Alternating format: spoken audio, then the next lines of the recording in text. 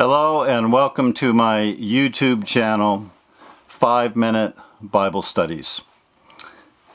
I would like to introduce you to the Gospel of John. We need to get right down to business because 5 minutes is not very long, but I'm sure you're busy. So let's get to the beginning of the Gospel of John as we read in the very first verse. In the beginning was the Word, and the Word was with God, and the Word was fully God.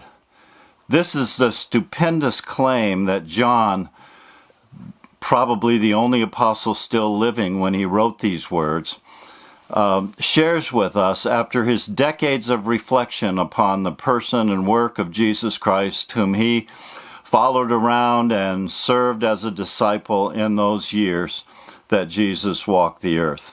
Yes, he's talking about Jesus when he calls him the Word, or the Logos in Greek.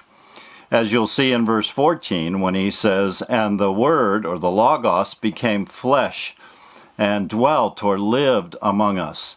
And then 3 verses later in verse 17 he will say, he will identify this Word, this person, as Jesus Christ. This is the most stupendous claim that's ever been made in the history of the world. No other great enduring world religion or philosophy or anyone else has ever made this claim about the person, about one person, that this one who was in the beginning. Any biblically literate person who hears those first words in the beginning would immediately call to mind the creation story, which begins with that Hebrew word bereshith, which means in the beginning. And so we learn that this Logos, this Word, who is Christ, was in the beginning. He was pre-existent before the creation itself.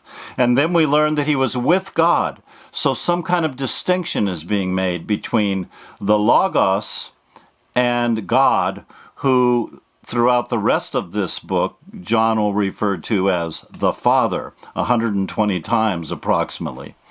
And then he adds at the end of that first verse that the Logos was fully God. So we get this mystery that the Logos is in some sense with God, and the Logos is in some sense God. No claim has ever been made like this, and it's something that we all must reckon with once we've heard it. Think, for example, of that great historical event that has defined much of our contemporary world, the terrorist attacks on the World Trade Centers towers in New York City at 9/11. That was a horrible act, and it was had a powerful ripple effect on all subsequent history. But a person can live their life without thinking about it or caring much about it if it doesn't affect them directly. But not so once you have heard the claims of John that he's making with regard to Jesus Christ. He is the one who is from the beginning. He's God who becomes flesh and dwells among us. He will go on to elaborate what this means as we continue in this first chapter of John and then move forward from there. So I hope that you will continue with me as we work our way through the Gospel of John, and I hope that you'll reckon with, whether you have before or not, in a fresh way with this person and the work of Jesus Christ, the Logos, the speech act of God, the one by which he communicates with us so that we can say with assurance, God is not silent. He is heard in the world. He is making himself known in the world. And he continues to do that through the Lord Jesus Christ and through his work in the churches of the world and in world missions. So that today there are more believers in the Lord Jesus Christ than there have ever been in all the history of the world. I'm Pastor Dan Ray, and I serve a Presbyterian church in the Piedmont of North Carolina.